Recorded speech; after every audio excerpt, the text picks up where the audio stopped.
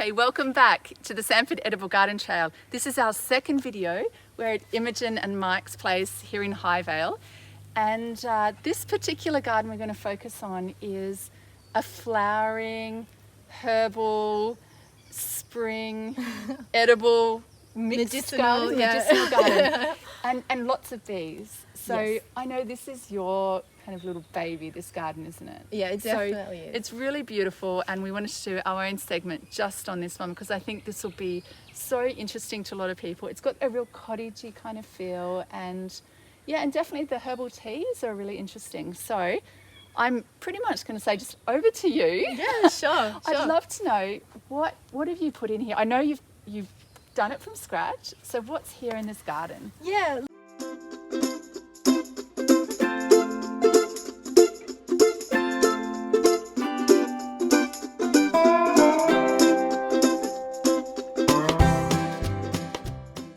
It's a weird eclectic mix, and I think it just speaks to how creative gardening is and how much it is just an expression of an individual, because this is very much me in a garden. It's a big mix of edible things, edible plants, strawberries. We've got a few trees. There's a mango tree, a lychee tree, which is very small, and an avocado up the back, and just lots and lots of different things that are all interesting, different textures, different colours. I've got an artichoke here. So this is the artichoke. Yeah, so, which is just an oversized thistle. So if you can grow thistles, you can grow an artichoke. Can you tell me a bit about how? I don't even know how to use artichoke. Yeah, so it's basically I think it's basically just one big edible flower, and there's a couple of different ways to eat them, but you can kind of trim off until you trim off the outside petals, really, until you're just left with the heart, and that's the thing that you get in a jar or on your pizza. Yeah. And yeah, you can roast them, you can preserve them, like pickle them. I'm yet to have one from this plant, but the plant was tiny just a couple of months ago, and like I said, it's quite big. If you can grow a thistle, you can grow an artichoke. So I wonder how many flowers you'll get on it. Yeah, I think it's maybe only a few at a time. But, okay.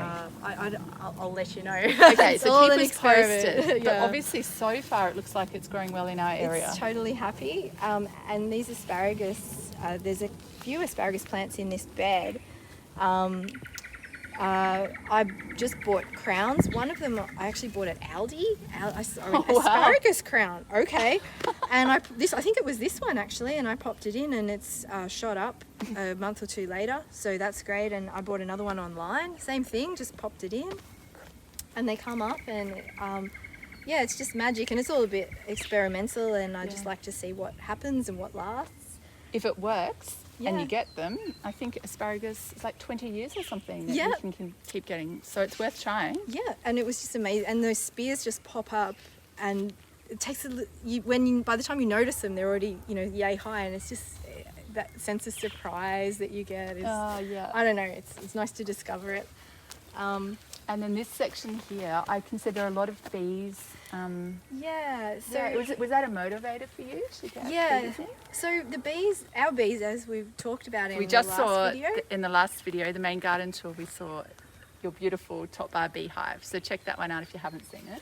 Yes, we talked a lot about how they're struggling a bit in the last couple of years with the dryness. So I wanted to plant plants that would support them a bit and maybe provide a bit of nectar.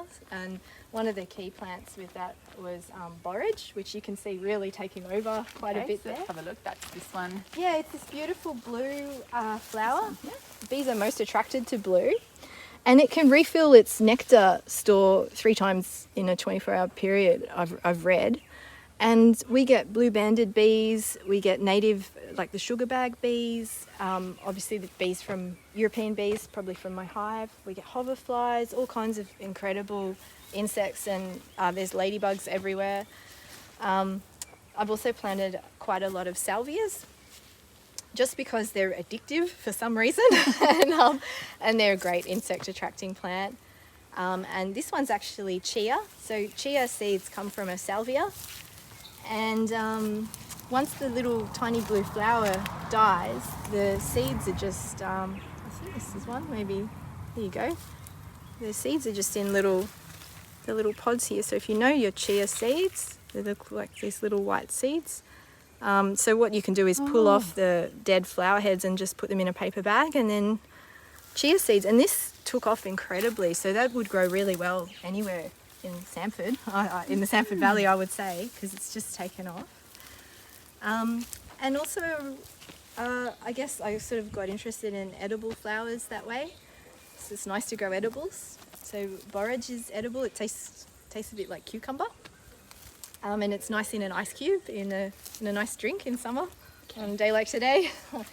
And I've got violas, and You've got some lemon balm growing. yeah, other things I'm just really interested in. There's a lot of herbs.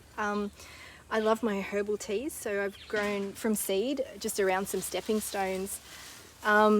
This lemon balm, and also I've grown chamomile, which is just about to flower, and I'm super excited to try that in a tea. I didn't think that would grow here. I thought it would be too hot and too dry. Does this smell at all, or is it, It just does. the It smells flower? like chamomile. No, it smells. It's definitely. I'm inspired. I didn't Yeah, think maybe a chamomile little would bit. grow here.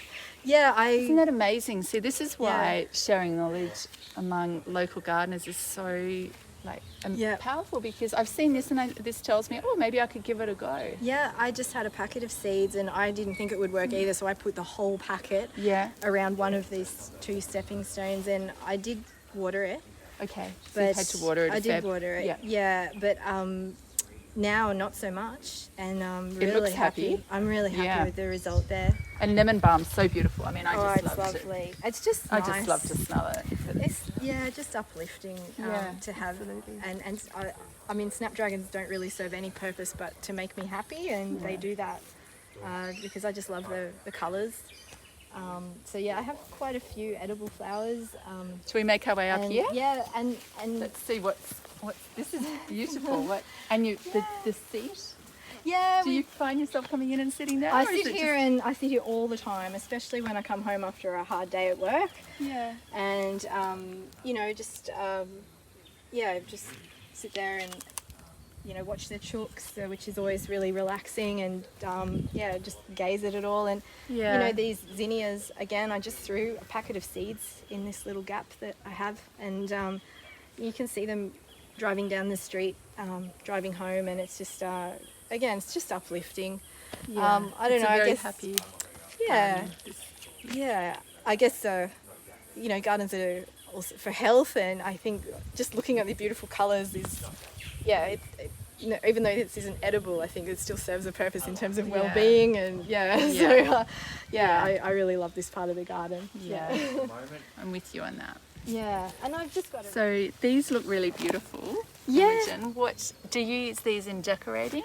Yeah, so this is viola, obviously, and they've just got these beautiful little faces and beautiful colours.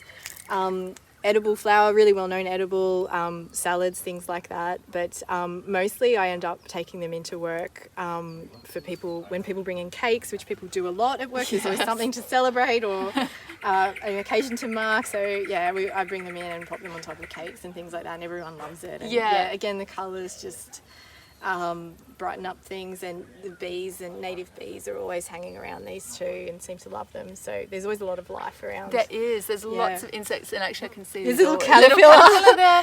Yeah. There's so much going on when you're looking closely. Yeah, tons and tons of ladybugs and things. And I think even though this isn't a traditional edible garden as such, it definitely contributes a lot to our more, the vegetable and productive gardens, because it does bring in so many beneficial insects. And a lot of enjoyment too. Absolutely, yeah. Now this area here, this looks particularly quite beautiful to me. It's got the benefit of the shade of the avocado tree. Yeah. And it looks like the avocado tree is quite happy. Yeah. So is it all working well here? It is. It's a real symbiotic relationship, and this avocado tree was quite small. I'd say about a third of what it is now, just a year ago, and almost died in that dry weather we had last year, where we couldn't really keep watering it. Yes. It was almost dead, but we kept it alive, and months later, in March this year, I decided I wanted a herb garden, and so dumped a whole lot of compost on here and started watering it, put all the plants in, and then the avocado tree just took off. unbelievable. Wow. And now it provides some wonderful shade to this garden. And living where we do, a bit of shade is, well, a lot of shade is not a bad thing, even when you are it's growing. a welcome relief often. Yeah, and so this has been the starting point for this whole area. Yeah.